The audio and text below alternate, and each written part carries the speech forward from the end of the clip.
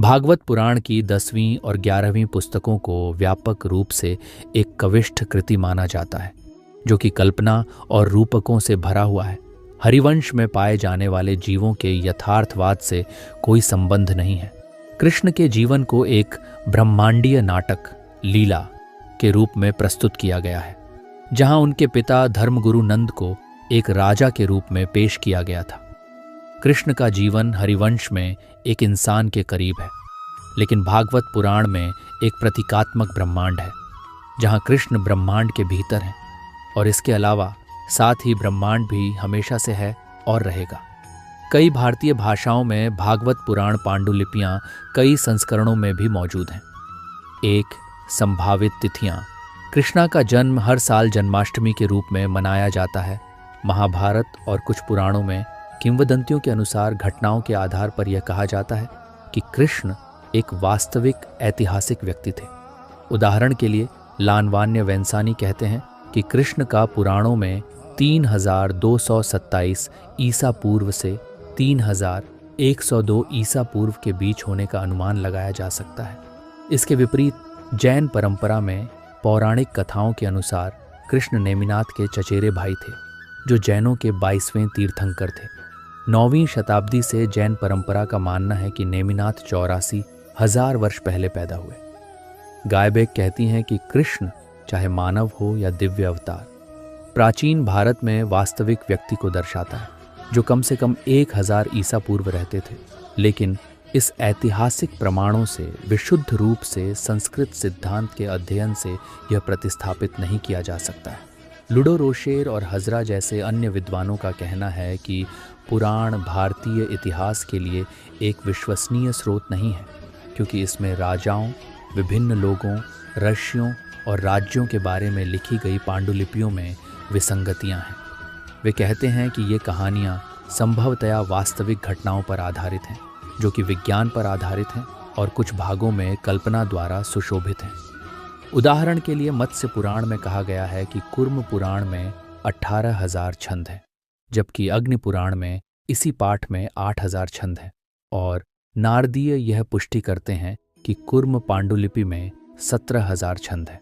पुराणिक साहित्य समय के साथ धीमी गति से बदला, साथ ही साथ कई अध्यायों का अचानक विलोप और इसकी नई सामग्री के साथ प्रतिस्थापित किया गया है। वर्तमान में परिणित पुराण उन लोगों के उल्लेख से पूरी तरह अलग है जो 11वीं सदी या 16वीं सदी से पहले मौजूद थे। उदाहरण के लिए नेपाल में ताड़पत्र पांडुलिपि की खोज 810 ईस्वी में हुई है। Component placement. लेकिन वह पत्र पुराने पाठ के संस्करणों से बहुत अलग है, जो दक्षिण एशिया में औपनिवेशिक युग के बाद से परिचालित हो रहा है।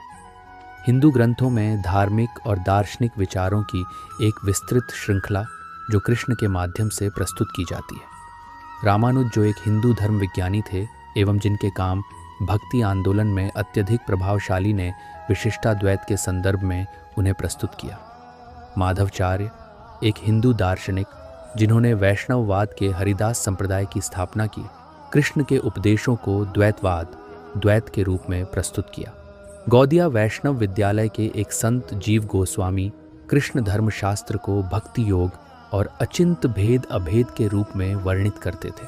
धर्मशास्त्री वल्लभाचार्य द्वारा कृष्ण के दिए गए ज्ञान को अद्वैत, जिसे शुद्धाद्वैत भी कहा जाता है, के रूप में प्रस्तुत स्विंग, जो वैष्णववाद के पुष्टि पंथ के संस्थापक थे, भारत के एक अन्य दार्शनिक मधुसूदन सरस्वती, कृष्ण धर्मशास्त्र को अद्वैत वेदांत में प्रस्तुत करते थे, जबकि आदि शंकराचार्य, जो हिंदू धर्म में विचारों के एकीकरण और मुख्य धाराओं की स्थापना के लिए जाने जाते हैं, शुरुआती 8वीं शताब्दी में पंचायत पूजा पर कृष्ण का उल्लेख किया है।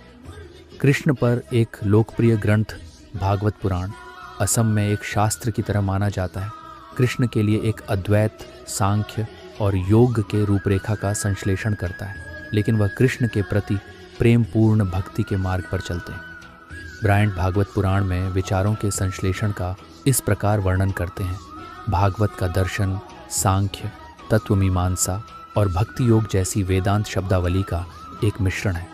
10वीं किताब ईश्वर की सबसे मानवीय रूप में कृष्ण की शिक्षाओं को बढ़ावा देती है।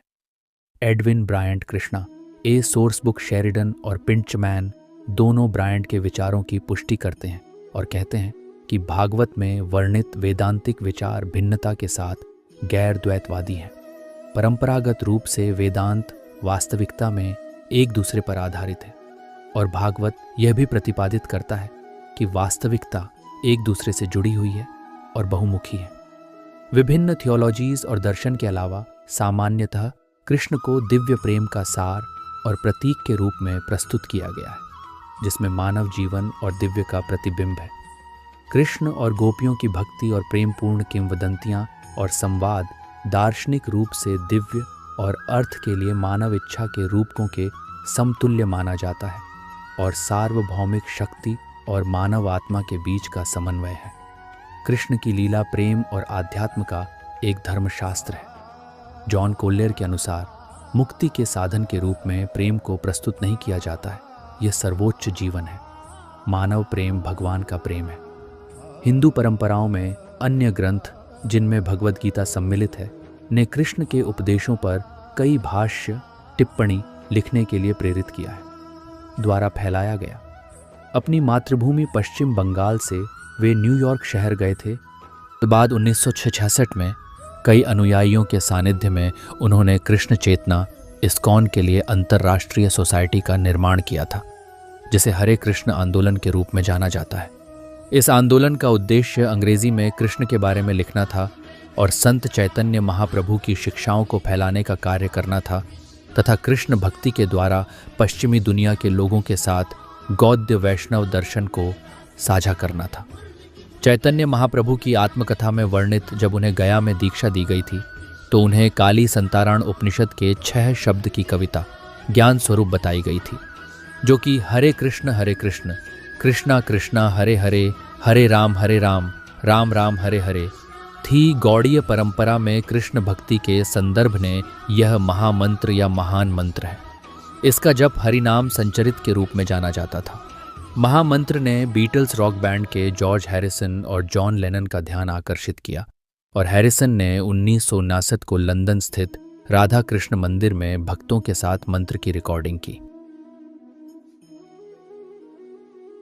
हरे कृष्ण मंत्र शीर्षक से यह गीत ब्रिटेन के संगीत सूची पर शीर्ष 20 तक पहुंच गया और यह पश्चिम जर्मनी और चेकोस्लोवाकिया में भी अत्यधिक लोकप्रिय रहा।